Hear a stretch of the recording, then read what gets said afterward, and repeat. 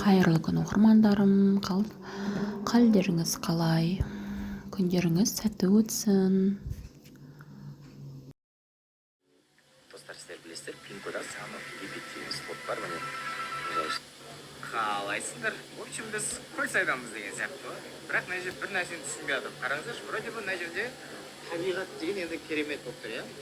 Қараңыздаршы, не деген әдемі адамдар көп та. Неге мына жерде бәрі индустар отыр, соны түсінбей жатырмын. Қалайша, не үшін мұндай болып? Бүгінгі біздің кейіпкерлеріміз әртүрлі тақырыпта болады. Қосылай қатысушылардың видеоларынан әр жерінен алынған үзінді болады. Олардың не істеп жүр, не қылып жүр, кіммен жүр деген сияқты әңгімелерімен арнама лайк басып тіркеліп отырайық. Жаңадан келген оқырмандарым, сіздерге жақсы видеолармен, жақсы бейне роликтермен әлі де алда көрсететін боламыз. Пікірлеріңіз болса қалдыра кетулеріңізге болады пікірлеріңізді.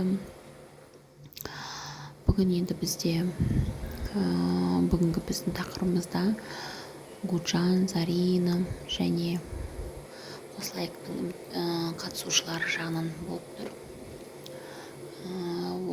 Қазір енді сіздер біздің алтын қызымыз Заринаны көресіздер. Алтын киіммен алтын болып тұрмын ба деген сияқты өзі бір сондай модаға көрсетіп, өзінің киім үлгісімен танысып жатыр.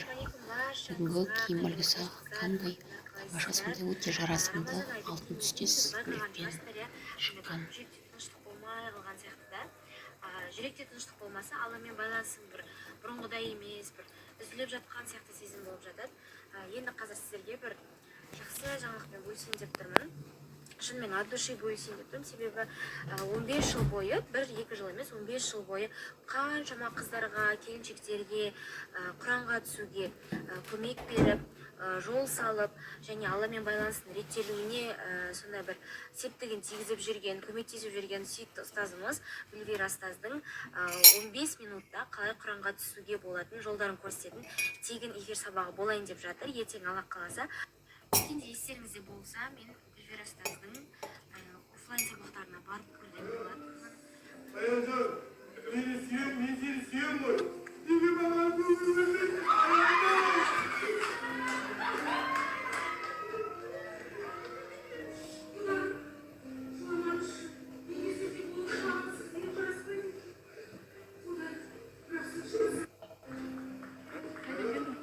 Сен гүліңді әппін? Қайдан? Масанчидан.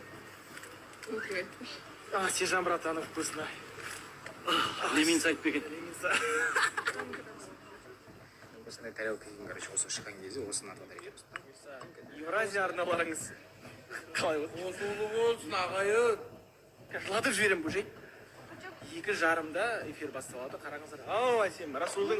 Еңілік екеміз шортын десе келдік. Сен үшін. Десеке. Сондай болдыр екен. Ертең қыздар, сендерге задача, қыздар. Айдана, саған да қатысар, мынандай өтіп келесіңдер.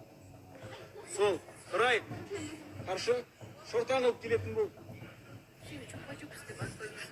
Қайшы, солғын кетіп тұрма. Кто первый признался в любви? Кто поцеловал первый? Кто из вас романтичнее? Кто чаще ленится? Кто лучше готовит? Кто более ответственный? Кто более заботливый? Кто больше времени проводит с друзьями? У кого лучше чувство стиля? А кто любит сильнее? Тыңдап алсақ болады, тыңдайық. Мен эфирге келе алмаймын. Бүгін де, ертең де, оның арғы күні. Кеше Ақырық екеуміз баратын жерге барып, жететін жерге жетіп қойғанбыз. Өзі түсіндіріп айтар. Эфирде болсын, былай жеке болсын. Менен барғаннан толық жоқ сияқты. Жақсы. Дәл осылай соңғы аудио жолдамасын жолдаған екен. иә баласы ханым, енді в принципе қатты таңғалып та отырған жоқпын жалпы. Себебі білмеймін, біздің қарым-қатынас жалпы бір орында тоқтап қалған болатын. Бірақ енді бұл нәрсесі мен танитын адамның әрекеті болмады. Себебі бұл жерде менің отырғанымды біле тұра хотя бы келіп түсіндіріп мәселені шешуге болатын нәрсе. Негізі мен бір заблокировать етіп тастаған кезде ол адамды мүлдем енді көрмеймін деген мақсатта заблокировать еткен жоқпын. Просто менің айтқанымды может быть тағы да қайталап оқитын шығар, өзі мені кінәлай бермей деген сияқты мақсатта мен ол адамды бұғаттап тастаған болады. Сәтдәулет енді ойламаған жерден биге ұсыныс тастады. Өзі сол билегісі келіп ұсыныс жасап, өзінің және де гүлін беріп, көптен күтіп жүрген арман орындады деп есептеймін. Сәтдәулет негізі жалпы жақсы жұпшар еді, бірақ көреміз алда әлі тағы да не болып кететіндерін. Оны уақыт өзі көрсетеді, уақыт өзі шешеді. Құрметті оқырмандарым, арнама лайк басып тіркеліп пікір қалдырып отырайық.